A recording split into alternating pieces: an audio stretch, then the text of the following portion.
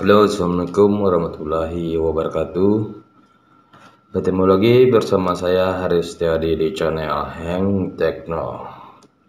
Pada video kali ini adalah video pertemuan kita kedua pada konsep pemrograman. Jadi sebelum kita masuk ke materi, lebih baiknya kita memahami dulu apa itu yang disebut dengan algoritma. Ibaratkan algoritma, tanpa ada algoritma sebuah pemrogram itu impossible bakalan terjadi. Jadi setiap kita mau bikin program, kita harus membutuhkan yang namanya algoritma. Walaupun algoritma tersebut kita tulis secara tekstual atau secara hanya ada di dalam pemikiran. Karena ada beberapa pemrograman atau beberapa programmer yang tidak menuliskan algoritma, tapi algoritmanya tersimpan di dalam pemikirannya. Jadi sebelumnya apa sih yang disebut dengan algoritma?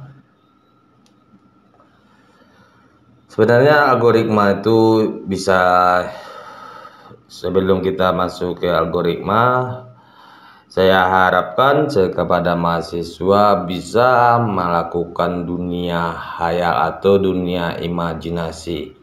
Bukan menghayal yang aneh-aneh, tetapi di sini yang saya maksud kita menghayal itu adalah kita menghayalkan alur-alur dari pokok permasalahan yang akan kita bahas.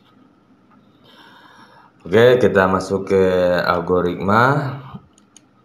Lalu mungkin apa yang disebut dengan algoritma atau asal-usul dari algoritma tersebut. Nah, algoritma itu sendiri itu berasal dari seorang penulis juga ahli matematika berkebangsaan Arab yang terkenal, yaitu Abu Ja'far Muhammad Ibnu Musa al-Khwarizm. Jadi dari kata al-Khwarizm, ejaan bahasa Inggrisnya menjadi algorithm. Nah, karena untuk di bahasa Indonesianya itu menjadi algoritma. Jadi algoritma itu diambil dari kata Abu Ja'far Muhammad Ibnu Musa al-Khwarizm. Oke, untuk mungkin apa yang disebut dengan algoritma. Nah, algoritma adalah langkah-langkah logis penyelesaian masalah yang disusun secara sistematis dan logis untuk menghasilkan solusi yang tepat. Jadi algoritma itu adalah langkah-langkah yang secara logis dan untuk menyelesaikan masalah secara sistematis, yang disusun secara sistematis. Jadi bisa dikatakan atau bisa kita sebut juga algoritma itu adalah alur atau langkah-langkah dalam menyelesaikan suatu permasalahan. Contoh dari algoritma yaitu sebuah permasalahan bagaimana cara bikin sebuah kopi. Tentu setiap mahasiswa atau mahasiswa saya itu tentu sudah pernah bikin kopi. Saya harap semuanya sudah pernah bikin kopi. Lalu bagaimana cara-cara membuat kopi? Kalau kita diawali dengan mulai Yang pertama kita menyiapkan bahan-bahannya seperti ada kopi, ada gula, ada gelas, ada sendok, mungkin ada air panas. Nah, itu proses yang pertama yang kita lakukan adalah menyiapkan bahan-bahannya terlebih dahulu. Lalu setelah kita menyiapkan bahan-bahannya, lalu kita menyiapkan wadah. Wadah di sini yaitu sebuah gelas. Nah, ini gelasnya, sehingga ini menjadi wadahnya. Setelah kita menyiapkan bahan, lalu kita menyiapkan wadah seperti gelas, sendok. Lalu dari proses tersebut kita memasukkan bahan-bahan tersebut ke dalam wadah. Bahan-bahan ini adalah kopi, gula. Nah, itu kita masukkan ke dalam wadahnya, yaitu wadahnya adalah gelas. Lalu setelah kita memasukin ke dalam wadah itu, lalu kita mencampurkan dengan air panas. Nah, setelah kita mencampurkan air panas, nah, kita akan mengaduknya dengan sendok. Setelah seluruh bahan sudah kita masukin ke dalam wadah, lalu kita mencampurkan dengan air panas, lalu kita mengaduknya dengan sendok. Lalu selesai, kopi selesai, siap dihidangkan.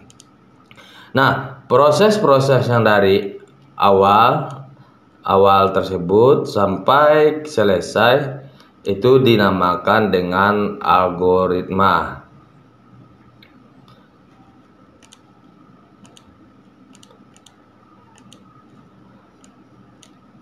Lalu pengertian algoritma pemrograman. Pengertian algoritma pemrograman adalah dalam matematika dan ilmu komputer, algoritma adalah urutan atau langkah-langkah untuk penghitungan atau menyelesaikan suatu masalah yang ditulis secara berurutan. Sehingga algoritma pemrograman adalah urutan atau langkah-langkah untuk menyelesaikan masalah pemrograman. Jadi yang dimaksud dengan algoritma pemrograman adalah langkah-langkah untuk menyelesaikan masalah dengan menggunakan pemrograman komputer. Sebenarnya untuk algoritma ini tidak selalu untuk komputer, bisa juga untuk kehidupan sehari-hari atau permasalahan dalam dunia kita sehari-hari. Urutan membuat algoritma yang pertama yaitu kita melakukan deklarasi. Urutan pertama adalah kita melakukan deklarasi. Deklarasi adalah kita mendeklarasikan bahan-bahan yang sudah kita pakai tadi. Seperti contoh cara bikin kopi tadi, kita mendeklarasikan apa-apa saja bahan dan wadah yang akan kita gunakan. Lalu yang kedua adalah melakukan inisialisasi, merupakan tahapan mempersiapkan proses yang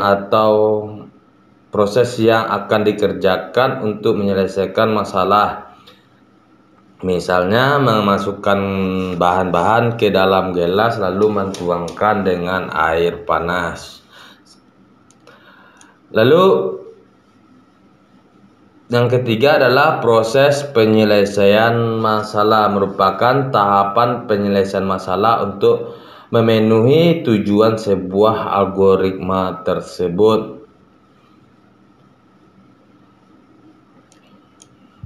Lalu yang keempat adalah finalisasi, merupakan tahap bersih-bersih atau tahap akhir. Misalnya kita menghapus gelas yang kotor atau bahan yang kotor atau yang lain-lain. Jadi finalisasi adalah tahapan untuk melakukan bersih-bersih jika diperlukan lagi atau mengeset kopi yang kita butuhkan dari awal di set menjadi pada akhir algoritma. Dari urutan tersebut maka kita akan mendapatkan sebuah solusi. Lalu dalam algoritma kita juga akan mengenal apa itu bahasa algoritmik. Algoritmik adalah sebuah bahasa penengah antara manusia dengan komputer. Jadi algoritmik itu adalah bahasa penengah antara manusia dengan komputer, karena kita manusia, kita tidak bisa berkomunikasi dengan komputer. Jadi kalau kita memerintahkan komputer untuk shutdown, nah komputer tidak akan pernah mengerti bahasa apa yang akan kita gunakan. Pada contoh sebelumnya itu cara bikin kopi, itu algoritmik membuat kopi, yaitu deklarasi adalah kita melakukan deklarasi. Di sini kita melakukan deklarasi kopi menjadi integer, gula integer, gelas vacar, sendok vacar, dan air panas vacar. Ini kita mendeklarasikan item-item apa saja yang ada di dalam algoritma kita. Lalu menginisialisasi kopi kecil dari 1, air panas kecil dari 1.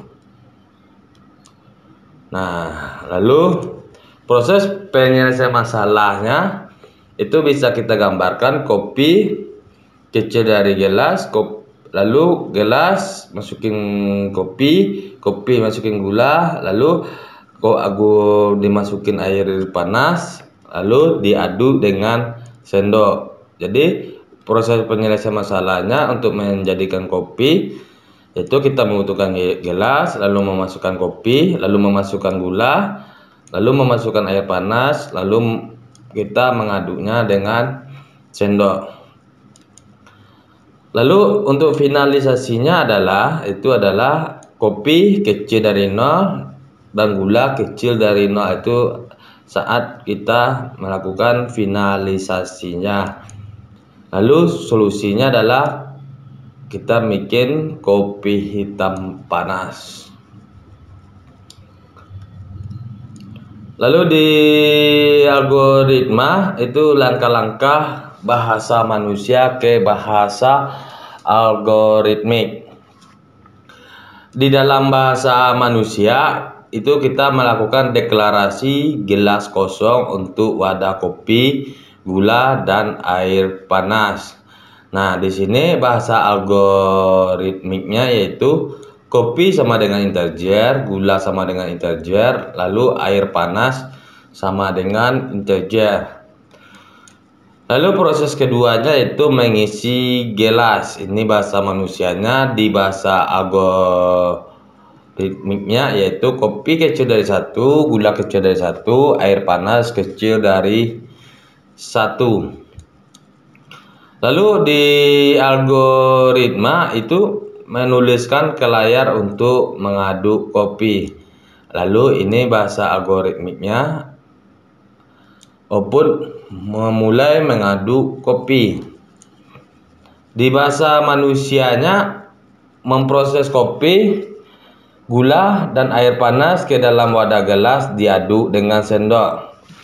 Jadi kalau di bahasa algoritmiknya bisa jadi gelas dimasukkan, kopi ditambah gula, ditambah air panas, ditambah sendok. Ini bahasa algoritmiknya.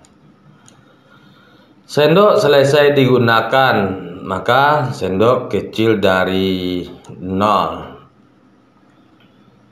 Lalu terakhir yaitu kita menulis ke layar selesai membuat kopi, lalu output selesai membuat kopi.